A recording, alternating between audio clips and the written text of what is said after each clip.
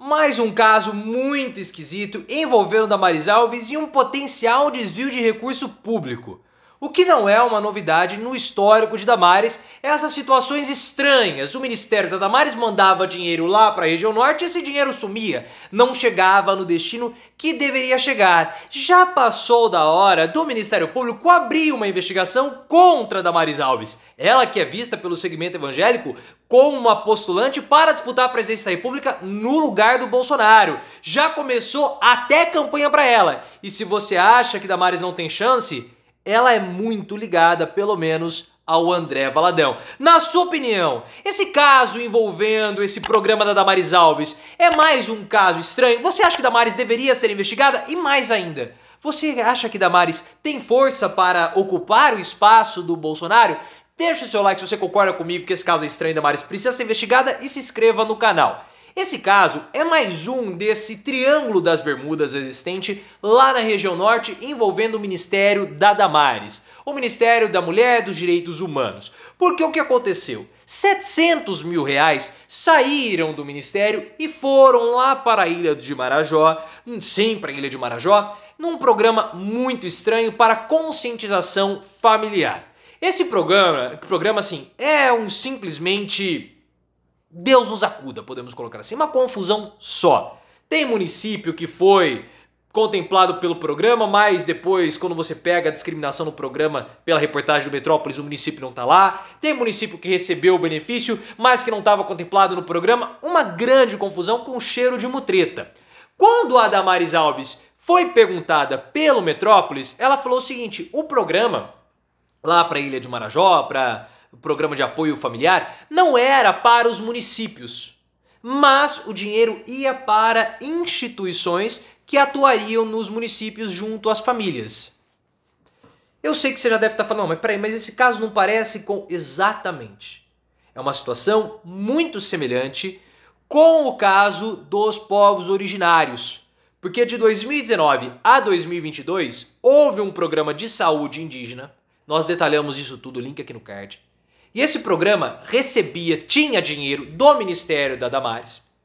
E esse dinheiro não ia para os municípios, mas ia para organizações que deveriam fazer o repasse para médicos para prestar assistência aos indígenas. Mas isso acontecia? Não acontecia. A principal organização que recebeu o dinheiro do Ministério da Damares, que era o ministério que tinha que preservar os povos indígenas, foi uma organização evangélica, uma organização religiosa, e não fez repasse para nenhum médico, provocando um desabastecimento de assistência médica naquela região.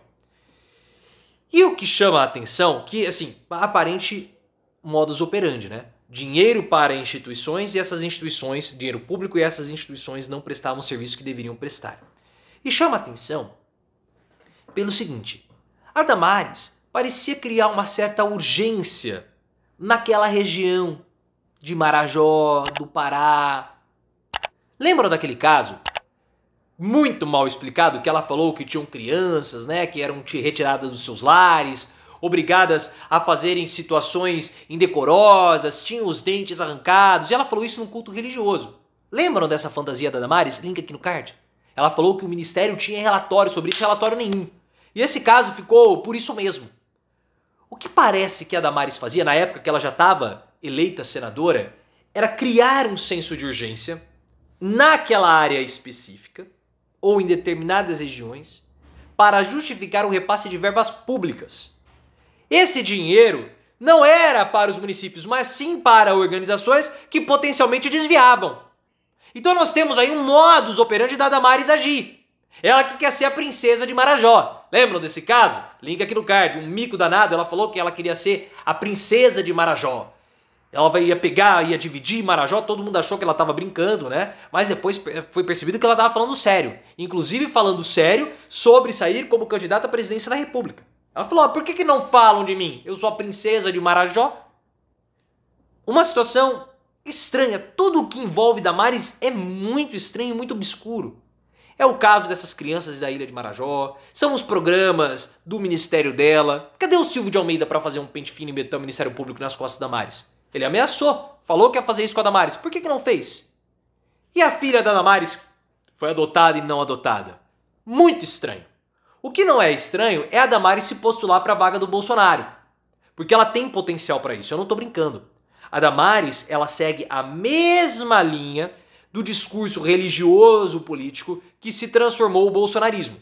Eu vejo que a principal pessoa que pode ocupar o espaço do Bolsonaro, porque tem esse discurso religioso, né, bastante impregnado, é a Michelle, depois o Nicolas Ferreira. Mas Damares Alves, ela não fica atrás não.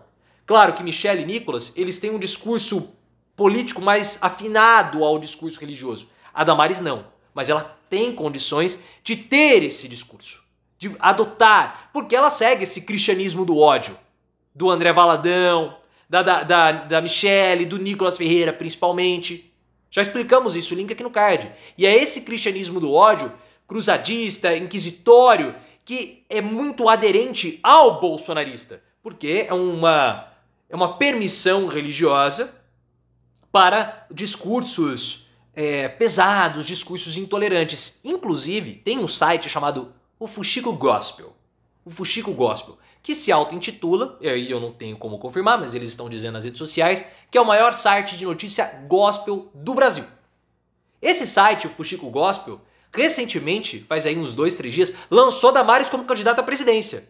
Ela falou que Damares é uma importante liderança do segmento conservador, falou que Damares ela pode herdar o espaço deixado pelo Bolsonaro, ela é do Republicanos, que é o partido da Igreja Universal, mas ela tem ali um problema, que o problema seria Tarcísio de Freitas, que também é do Republicano. Seria o grande obstáculo à ascensão política de Damares Alves, como candidata à presidência da República em 2026.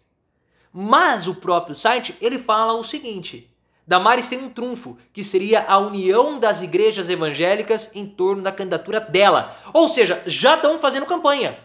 Já estão fazendo campanha. Não achem que eles não estão projetando o nome de Damares para 2026, porque eles estão. Inclusive, esse site, o Fuxico Gospel, é um site que defende o André Valadão.